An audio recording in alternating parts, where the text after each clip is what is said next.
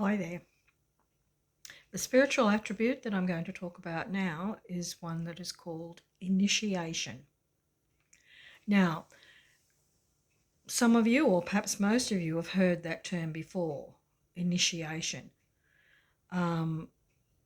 Sometimes we use the term to initiate a new project. Okay, so to initiate something new. That's commonly used in our language, particularly within business and that kind of thing. You also may have heard it in relation to groups or clubs that hold initiation ceremonies that are like symbolic rituals that welcome a new member into the group or the club or into a different level. Some organisations have various levels within their organisation, and they have initiation ceremonies to initiate people as they move from a lower to a higher level within that group.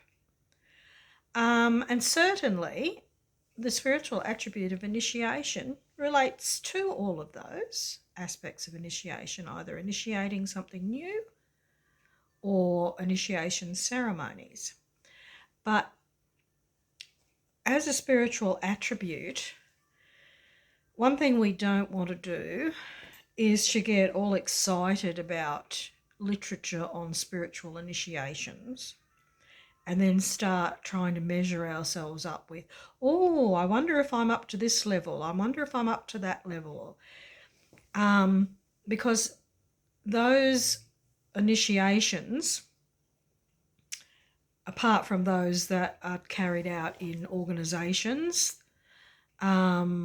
which may or may not align to the spiritual initiation they say they do, so we won't even go there. There's a whole lot of things that could be said there that that's out of the place of this video. I want to talk about you on your own spiritual path. You may be in a group, like a meditation group or something like that. I'm not suggesting that your meditation group should have initiation ceremonies and start placing people on different levels. That's not what it's about at all. Initiation's a very personal thing on the spiritual path. And really, I don't know if there really is a degree 1, degree 2, degree 3 and so forth, as they often have. It doesn't matter.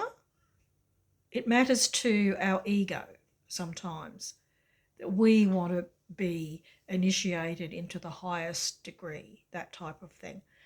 That kind of thinking doesn't belong with the spiritual attribute of initiation. We need to take a truly humble approach to it. We are walking a spiritual path, and in any given lifetime we will undergo initiation. Now, that doesn't mean to say that everybody undergoes the same initiations. There most likely are, at some level, what could be called initiations that everybody does go through in one life or another, but that's not what we're talking about here. I'm talking about you and your own personal spiritual direction that you're taking. And no matter what that spiritual direction is, there will be initiations on that path. But you may not realise that's what they are. Sometimes we're going through a really rough patch. And when we start to bring our spiritual principles to bear on the situation, we really start to work with our spiritual aspect on solving our problems, sorting things out, using whatever spiritual tools are available to us to get the insights that we need, acting upon what feels right, not sitting back just expecting everything to be taken care of for us, because we have to initiate things. That's what true spiritual initiation is really all about. We are in a situation, and it's not just going to be like in a ritual where you do this and you do that and you say this and you say that and everything happens, and then at the end, oh, now you've been initiated. No. In the spiritual initiation I'm talking about, you're in some kind of a life situation, and it's tough, challenging. And you have to do something about it. You are not going to be rescued. You might have tried that, said, oh, I'll ask for help. Help. Sometimes we get help. And that may still be an initiation, because there's little ones, little initiations, little stages along the way that when you look back on, you can say, I think that was an initiation, because after that, I was a different person in some way. Because there's an aspect of renewal that comes with initiation. So that's how we can sometimes look back on incidents in our lives and realise how we changed, particularly if we've changed for the better. Then we can say, oh, so that time in my life was really a spiritual initiation. And most likely, if you look at it, you did actually do something. You did initiate something that led to the situation changing, improving, being resolved. So we could almost say that we're at some stage of an initiation the whole time we're walking our spiritual path. It may not be a difficult stage. We may be in a consolidation stage. We've been through some ups and downs, and now we're consolidating our new selves. Or it may be an in-between stage. But it's on the way to being prepared and ready to take on another challenge, because spiritual initiation does not come to the person who is not ready for it. If you're totally unprepared, it's not going to happen. So not every single problem that you have, not every single period of trial and tribulation that you go through is an initiation. It is part of your path, though. Trials and tribulations, they are part of our path. So that's a little something to even think about. What's she really talking about here? This might be a bit confusing. She's saying one thing, but then she seems to be contradicting it. I'm not really, because initiation as a spiritual attribute is a distinct thing. Trials and tribulations on the path are part of, but not the whole of, an initiation. Some of it's practice. Sometimes we need trials and tribulations to actually build up our spiritual muscles, and every other muscle, mental, emotional, even physical perhaps, so that we can then actually take on the challenge that does represent a spiritual initiation. Because a true spiritual initiation does mean that you do move up the spiral spiritually. So we could sit there and work out levels and, your level this, but let's not do that, because that does tend to feed the ego. And whilst we need an ego, we do need an ego. Without a healthy ego, we would have no ambition. We need an ego to have ambition, because we need some ambition to get through life and be successful, like in the physical world, the material world, but we also need it spiritually.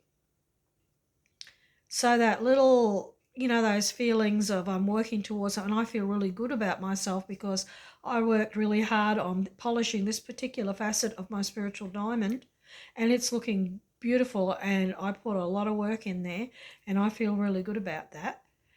That's your ego feeling good, and that's okay.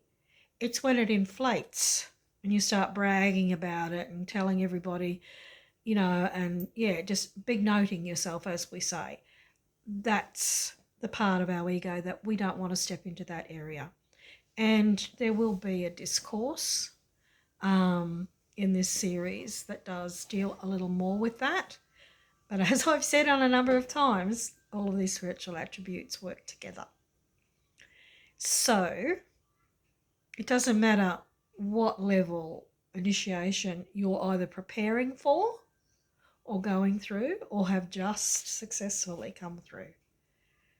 Just celebrate the fact that you are on this journey consciously. You're making an effort. You're awake spiritually and you're prepared to do the work. When you have some wins, celebrate them. Doesn't matter whether this was practice or the real thing. It doesn't matter because it's all part of it in the long run. Without the practice, you're not going to get the success when the actual spiritual initiation happens. And so when you think of initiation too, it's renewing you. So a lot of people say, oh, I'm tired of reinventing myself. And that's what we have to do in this modern world, whether we're a spiritual person or not. We often have to reinvent ourselves. Well, even those people who aren't spiritually inclined, in a way, when they reinvent themselves, they've initiated something new. So it's still an initiation of some kind, isn't it? So it's there. It's a major part of the human consider. I don't know where that word came from. A major part of the human condition is the word that I wanted to say. Maybe we need to consider that. Maybe the guides threw in the word consider a little early because they do help me with these videos. I know they do. And I so much appreciate that. And I too am learning more about the spiritual attributes with each one of these videos that I do. And that's the wonder of this journey. The more we learn, the more we can still discover and apply. And I think the more we apply it, the more we learn as well. So these are tools. If you just find them interesting and, oh, yeah, I agree with that. Yeah, that's nice. And that's okay. Maybe that's where you're at. Maybe you're not ready yet. Or maybe you'll subconsciously start to use them without realizing it. Okay? Others of you will really embrace them, will see their value as tools to help you through life and on your spiritual path, and you'll put a more conscious effort in. It doesn't matter to me, as long as you find something of value here, something that can help you, because you are where you are on your path. And if these tools can help you at any stage of the path, then I've done what I was supposed to do as part of my spiritual direction.